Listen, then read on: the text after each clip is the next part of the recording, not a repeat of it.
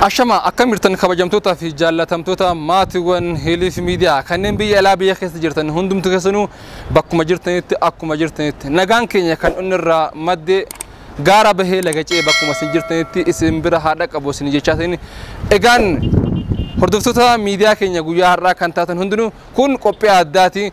Qophiin keenya guyyaa har'aa OMN yetti dulli OMN irratti adeemsifamaa jiru akka Keenyattis balaaleffachaa hawaasas gama miidiyaa keenya Hiliifiitiin dubbisneetiin jirra. Ummanni nuti dubbisne handhuura Oromiyaa magaalaa Finfinnee naannawa garaagaraa kan jiraatan qeerroowwan, qarreewwan, abbootaa fi hayyoota garaagaraa kanneen dubbisne yommuu ta'u balaaleffannaa miidiyaa OMN cufamuudhaaf deemu kanarrattis hedduu yaada isaanii kennatanii jiran.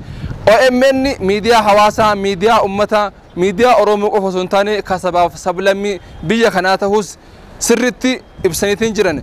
OMN nutis ni deeggarra, nutis damee OMN'ti. OMN jiraachutti nutis har'a jiraanne jenneetiin amanna. Dalagaa keenya kan miidiyaadha daran akka itti fuufnu kan fakkeenya nuuf ta'e OMN. Kanaaf dulli miidiyaa irratti adeemsifamaatiin jiru akka miidiyaalee keenya kan Oromoo hundaatti balaaleffachuun dirqama keenya, lallabuun dirqama keenya. Maaliif jennaan har'a OMN cufnaan boru hundi keenya cufamuudhaaf deemna sodaa jettu waan qabnuuf sanin darraahu kan caalu OMN cufamuun ijaaf gurri ummata keenya cufamuudha. OMN cufamuun ijaaf gurri sabaaf sablammii cufamuudha. OMN maqaa isaatu OMN Oromiyaa Miidiyaa Niitoorkii jedha malee hojiin isaa sabaaf sablammii miidiyaa niitoorkiidha. Oromoodhaan hundeeffamee Oromoodhaan ijaaramee Oromoodhaan hojjetamaa garuu kan inni hojiin isaa kan raawwatu sabaaf sablammii biyya keenyaa sagalee Qimaantii, sagalee Affaar, sagalee Sidaamaa, sagalee Walaayitaa, sagalee Beenishaangul, sagalee sabaaf sablammii biyya kanaa jechuudha. Kanaaf ammoo qaamni dhimmi ilaallatu tahee qaama dhuunfaa tahee mootummaas tahee OMN cufuun ijaaf gurra sabaaf sablammii biyya kanaa amantaa biyya kanaa Islaamaa Kiristaana hundaahu ija qabu gurra qabudha waan ta'eef mootummaanis kana hubatee takkatti qabnu carraa qabnu miidiyaa keenya irraa akka nuuf gabaabatu dhaamsa isaanii dabarsina. Gama biraatiin ammoo ummanni keenya magaalaa Finfinneetti guyyaa har'a argaman yaada isaanii kennatan kallattimaan yaada isaaniitti isin dabarsina. Isaa wajjin turtii gaarii anaan walitti deebinee kan wal agarru ta'a. An obboleessi keessan Haydar Abdii Bilisummaati. OMN kenna nibrata kenna nutu bitate ka Oromooti namni kana cufa jedhu ufiifuyyuu sitatii keessa rakkoo keessa galaa inna asoo rakkoo keessa cufuullee kan danda'u ummata saba bal'aadha. Saba bal'aati ummata meeshaa saba bal'aati. Nibranni kuni wayin ammoo gurra kenna ija kenna ka ittiin agarru ka ittiin dhageennu ka ittiin dabarfannu ka ittiin himannu badii dhugaadhaan dubbanna malee dharaan hin dubbannu. Warri dharaan dubbatu warri dhara dalagu irra haa goru ufa dhararra haa goru dharra haa dhiisu. Dharti homaa hin gootu nu saba bal'aadha. Saba bal'aa homaa waa gochuu hin danda'ani. Rabbi kadhannee rabbi nu qarqaaree ittiin gara bakka kanaan nu ga'e ammallee rabbiin qarqaarsa rabbiitiin ammallee inshaallahu hin geennaa hin moonaa hin bilisoomnaa. Kanuma dabarsa dhaamsi kanuma. Asaanaa kana duulle OMN irratti banamee jira. Warri OMN miidiyaa qofa se'ee cufuuf xifatu abdii keessan kutaa jennaani. OMN jechaan miidiyaa qofa osoo hin taane waraana uummata Oromooti. Yeroo itti qabsoo hadhaa gaggeessaa ba'an isaan keessatti reeffa uummata Oromoo ol baasee miidiyaa irratti mul'isa. Miidhama keenya kan mul'isaa ture isa. Kanaaf uf duratti illee rakkoon hafu argaa jirra. Rakkoon furame tokkichi isaatu hin jiru. Furmaanni keenya isa OMN tuqame taanaan balaa duubaan dhufullee akka tilmaama keessa oolchan ibsu barbaada. Miidiyaa OMN irratti deemsifamaa jiru baay'ee waan nama gaddisiisu. Kuni baay'ee waan nama gaddisiisu mootummaan sirriitti waan kana laaleetiniin xiinxallaadhaan laaleetiniin sirriitti itti yaadeetiniin waan bal'inaan laaluu qabu natti fakkaata. Maaliif yoo jette miidiyaan kuni gizee bara rakkinnaa kana san ummata kana mara ka bakka sanii baaseetiniin jedhi miidiyaa kana waan kana taateefu miidiyaan kun miidiyaa sabaa fi sabalammootaati. Miidiyaa uummata maraati. Sirriitti mootummaan duuda duubaan waan jirullee laaluu qaba. Miidiyaa kana duuda duubaan maaltu jira? Boru maaltu dhufaa? Jedheetini sirriitti yaaduu qaba mootummaallee. Ololli miidiyaa OMN irratti deemaa jiru. Miidiyaan OMN miidiyaa biyya keenya dhiisee akka addunyaatti bakka guddaa qabudha. Kanaaf ololli miidiyaa kanarratti deemamaa jiru kun dhaabbatuu qaba wanta jedhu ibsuun barbaada. Itti aansee miidiyaan kun miidiyaa saba Oromootiif ta'ee sabaaf sablammii biyya kanaatiif bakka guddaa qabu. Dhugaa miidiyoonni biraa hin ibsine wanta miidiyoonni biraa dho'isan hunda dhugaa jirtu bakka jirtutti deemeetiin qoratee miidiyaa dhugaa jirtu akka addunyaatti mul'isaa jirudha. Kanaaf miidiyaan kun gahee ol'aanaa biyya kana keessatti taphataa. OMN wanni jedhamu kun anaaf haadha akka mataa kiyyaatti haadharraa namni hafuu hin danda'u. Haadha jechaan akkanumatti akka amantaalee osoo hin taane haaluma jireenyaatittuu OMN jechaan haadha jechaan waan guddaa namni irraa hafuu hin danda'u. OMN akkas kaama OMN cufanii garana deebisanii maal godhan kana OMN namni irraa hafu irra dhumna. Akkas dhaabannee dubbannu kan godhe miidiyaa kana baada rabbiiti. Namni marti miidiyaa kanaan masaraa mara gahee bakka silaan dhain illee dhaqee ka awwaala keessa jirullee baasee mul'isee miidiyaan kun amma miidiyaa kana cufuuf namni tattaafatu goroorruma fi cufuu jedhama. Irra dhumna, irra duuna. Yoo miidiyaan kun cufame jireenyi keenyallee humaa nutti hin fakkaatu. Nuti akka dhuunfaa kiyyaatti humaa wanni nama sodaachisanillee hin jiru. Qaata lafa nu dhiitan qawween nu bira taran maaliin nu bira taran homaa lubbuullee nu keessa hin jirtu. Akka Oromoon jette sanii yaa urruman laalaa jirraa tuun irrattuun birra jedhanii beekta. Ummata Oromoo dhugaa isaa baasuuf dhaabbatee OMN kana nam tokko dhiibuu hin danda'u, cufuullee hin danda'u. Warri yaada san qabu irraa akka qusatu bareeda natti fakkaata. Haa ta'u mootummaadhaan yoo mootummaa tokko ta'e mootummaa fi abbaan OMN waliin haasa'uu danda'anii achiin gara namni kun bal'imaa ka'ee hin cufne jechuun jibbaa uummata Oromoo irraa qabu fakkaata. Jibbaa uummata Oromoo irraa qabu fakkaata malee wanni inni nama gahuu hin jiru, wanni inni nama tuqe hin jiru, eebalu kana wanni inni nama qabsu waan hin jirre dhaabuu qaba. Namni waan kana yaadu hin cufamu ka cufuullee danda'u uummata Oromooti malee eenyu cufuu hin danda'u. OMN sagalee uummataati. OMN sagalee uummataati. Cufamuu qabu maaliif sabaaf sablammoota hundaatu irratti deemaatu jira.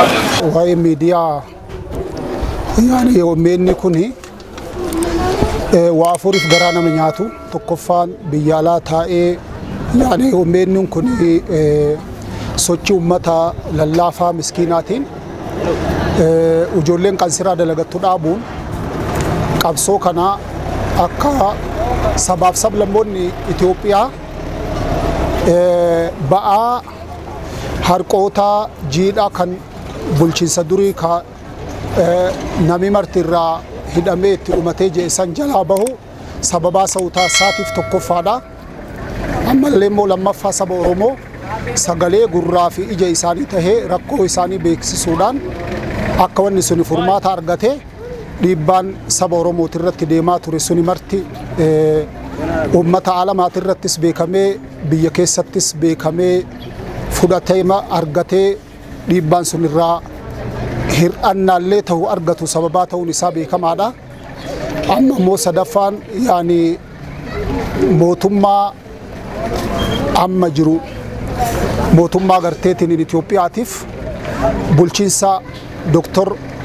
Abiyyi Ahmad Muummicha ministeera Itoophiyaatiifis akka aangoo kanatti gayan miinaa guddaa taphatee OMN jecha. Kanaaf inni guddaan jazaa nama biraa qabu keessaa akka mootummaa Itoophiyaa keessatti illee jazaa biraa qaba jecha mootummaa jijjiiramaa kan ammaa kana keessattis.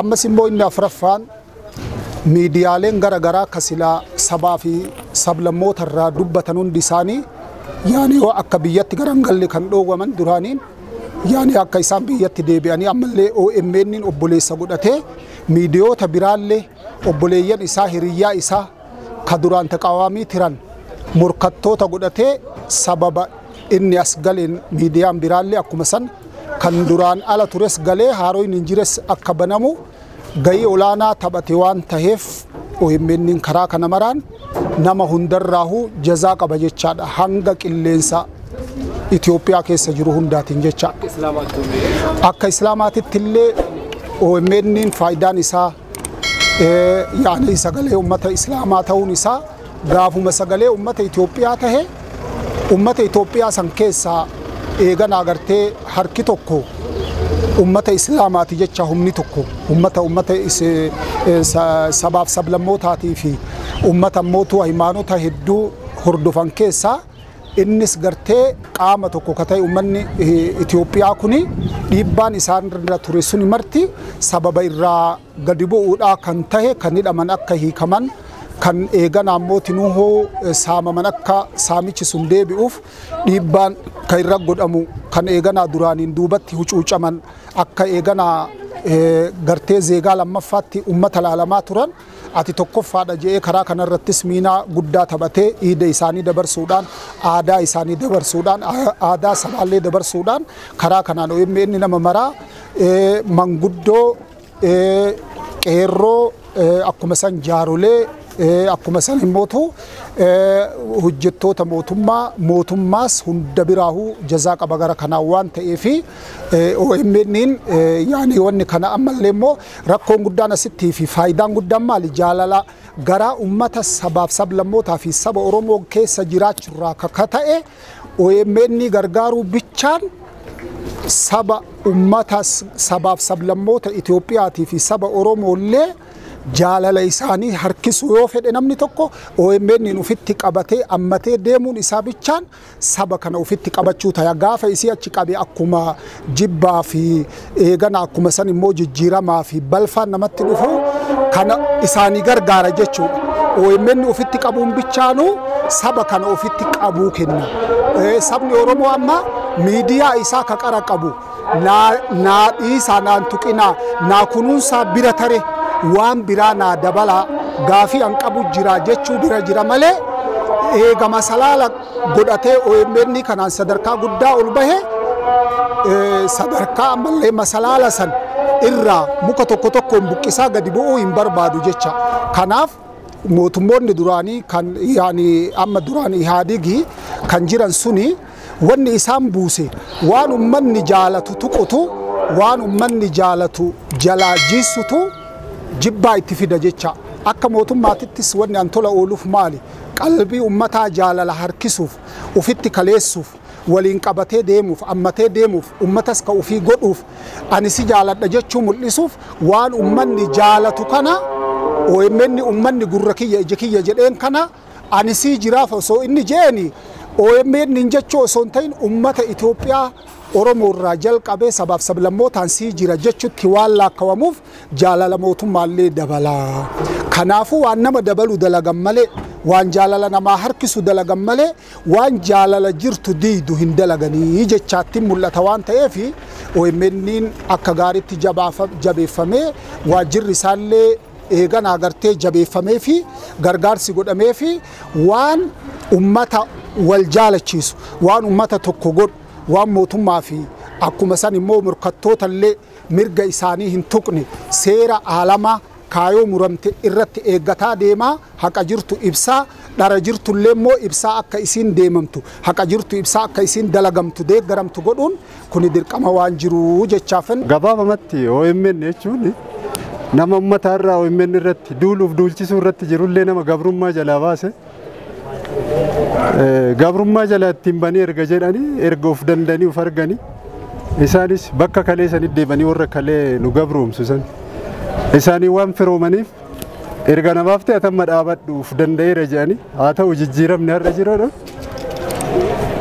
ka jijjiirame dhaaba warra kalee bakka bu'e malee ummanni keenya rakkuma kalee keessa waan jiruuf OMN jechuun dhiigaa fi lafeedha dhiigaa fi lafee waaqatu walii uumee namni adda baasuu hin danda'u gartuun amma deemu kun yoo xiqqaate miidiyaa 60-70 qabatanii ummanni keenya miidiyaa takkatti tana qaba ija isaati ija tana balleessinee 70 kanaan akka barbaannetti hin sirbinaa kuma barbaanne akka kaleessan dhugaa ummata walla jedhanii yaadutti jirani kana garuu akka dhiigaaf lafeessan ta'uu beekanii ummata Oromootii fi ummata keenyaaf OMN akka adda baasuu hin dandeenye beekuu qaban jaa bira lufee OMN sun miidiyaan kun nu bira dobre biyya tana guutuuf dhugaa hiyyeessaa guutuu dhugaa awwaalamte hundaaf dhaabbatee falmataa jira kanaaf kijibni waan bakka dhabeef kana nurratti duulutti jirani kana gabaabamatti mootummaas ta'es gartuun bira dhiigaaf lafee akka adda baasuu hin dandeenye sanitti laaluu qabaa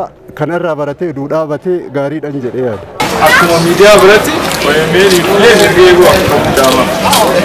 Miidiyoonni biraa akka uummata OMN illee uummata dhala ta'uu qabu maaliif sababni hojjetu irratti mootummaan akka miidiyaa kaawwaniin wal qixxeessuu hin qabu. Miidiyaa uummata akka uumuu hin dandeenye takkaa lama cufanii jiran amma. Wanti isaan cufaniif sabni bal'aa yoo mammaa waan haala hin geenye fardi wallaaluu jedha. OMN'if deemaa jiran. OMN jechuun cufuu hin danda'an sa'a tokko lamaaf san boodaan deebi'ee irruma banama.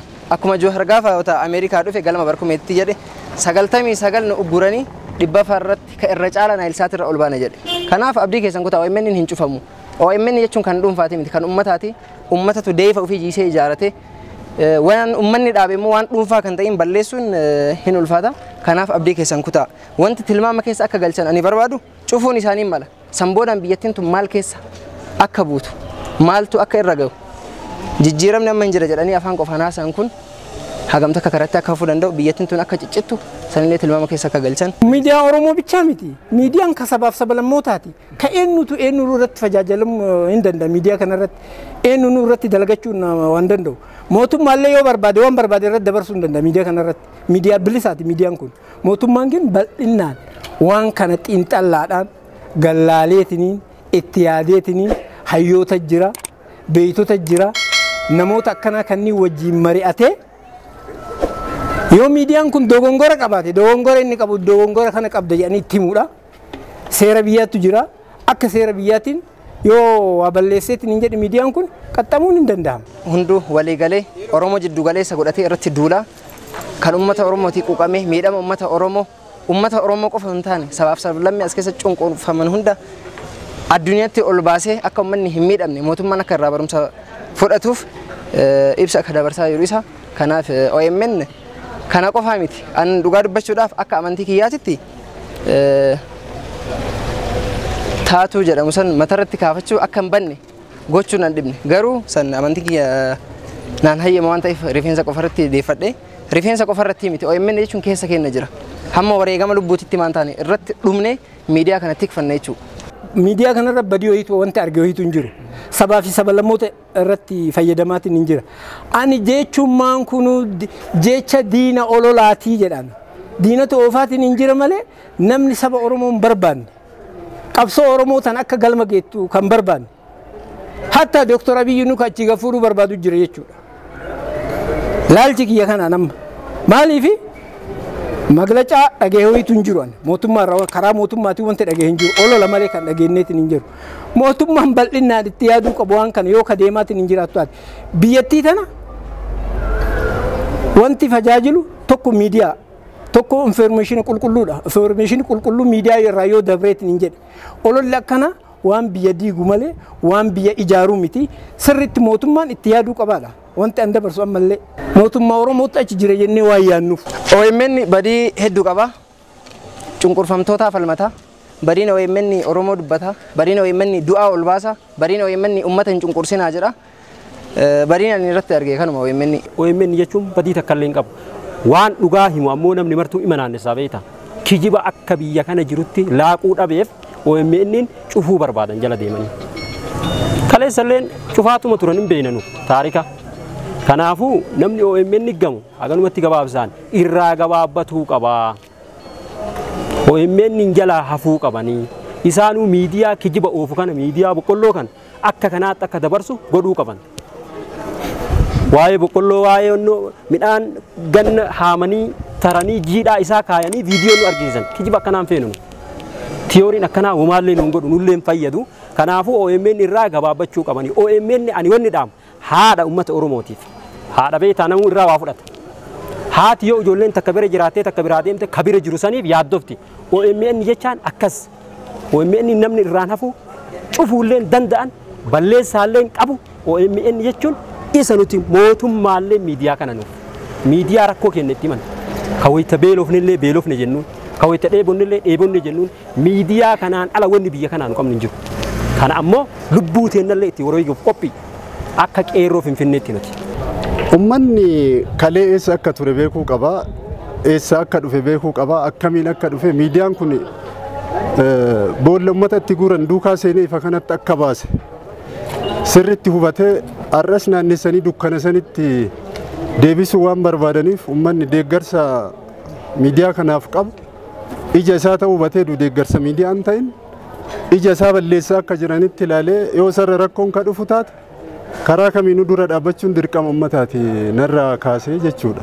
Kanaaf OMN hin jirre guyyaan halkan ta'uuf deema. Kan ammoo jiruu gabrummaa irraa du'a walabummaa qabdu guyyaa tokko yoo jiraannee duunee isitu caala jedhee yaada. Nyaatama nageenyi haalli amma biyyi keenyattuun keessa jirtu kaname ati akkamiin ilaaltame haala kanarra immoo geenye jettee yaadde beekta? Haala dura hadhaawaa keessa turre akkuma isa keessa turreen gareen amma jiru kun jijjiirama jennee finne duukama deemnu nu gatee deeme Oromummaan hin barbaachisu jedhanii tokkoffaa biyya jissaa itti siqanii xiqqoo yoo ummanni OMN cufamu irratti walii galteedhaan yaada dhiyeessuu qaban. Maaliif OMN asiin dura qeerroo 5,000 olii qabsoo irratti kadhume mootummaallee hin beeka miidiyaa kana waa mara gabaasaatiin hin ture. Manni waan isaa yoo cufame maal callisee taa'uu hin danda'u.